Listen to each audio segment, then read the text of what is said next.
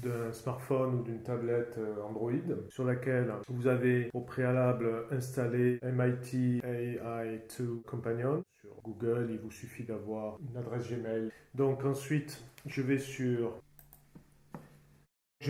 App Inventor, App Inventor 2, c'est parti. Je lui dis Continue.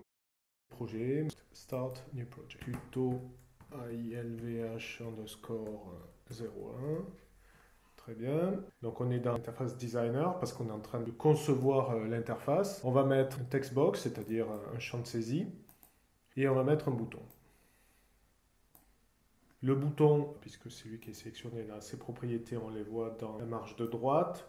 On va par exemple mettre Parle-moi. Donc, hop.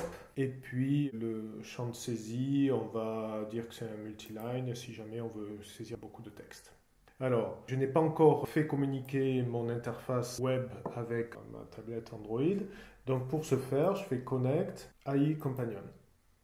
Il suffit donc que je fasse scan QR code, que je saisisse donc. Voilà, il a repéré notre appli et se mettra à jour automatiquement. Par exemple, parle-moi là, si je veux changer le font size, je vais écrire ça 2 fois plus gros, 28, hop, parle-moi, automatiquement ça se met à jour sur mon smartphone ou ma tablette Android. Très bien. Donc jusqu'ici, on n'a absolument rien fait comme code, mais pour faire du code, il faut que je sois dans le panel de Blocks. Donc je clique sur Blocks et mes éléments qui appartiennent à mon screen, je les vois ici en arborescence. Mon bouton. Quand le bouton, on va cliquer dessus, qu'est-ce que je veux qu'il se passe? Je veux dans les médias, ah oui, j'ai oublié, dans le design, j'ai oublié quelque chose qui ne se verra pas dans l'interface, mais je veux que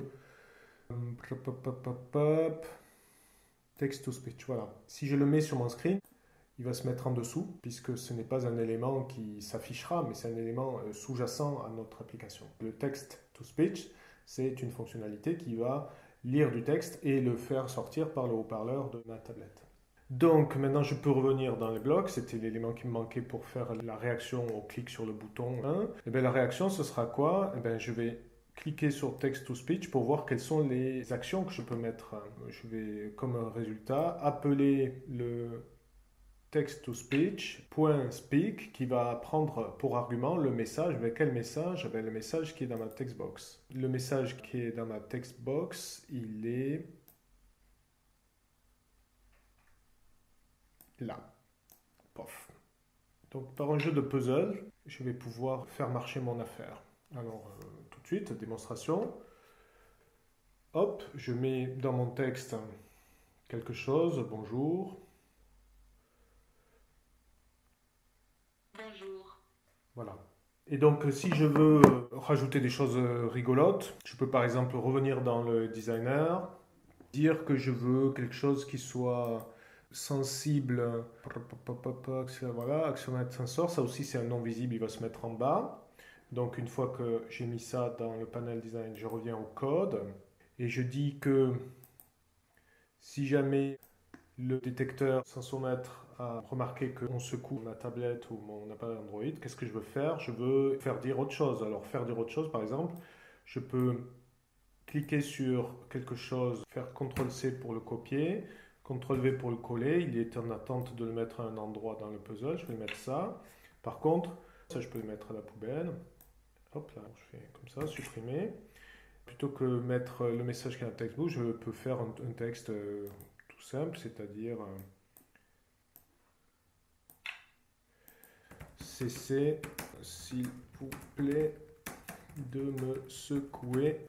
J'ai le mal de mer. J'ai le mal de mer. Bon, voilà. Donc, c'est instantané. C'est-à-dire, le seul fait que j'ai saisi ça. Bon, parle-moi, c'est toujours la même chose, hein, mais si je secoue cette fois-ci. Cessez s'il vous plaît de me secouer. J'ai le mal de mer. Voilà. Hein. Et ensuite, il y a le text-to-speech qui est inclus dans les fonctionnalités d'App Inventor, mais dans les fonctionnalités fournies de la plupart des tablettes, il y a aussi le le speech to text, c'est-à-dire ici, si j'appuie là-dessus, s'il vous plaît, j'aimerais aller plus loin pour apprendre App Inventor. Rendez-vous pour le tuto numéro 2. Voilà. S'il vous plaît, j'aimerais aller plus loin pour apprendre App Inventor. Rendez-vous pour le tuto numéro 2.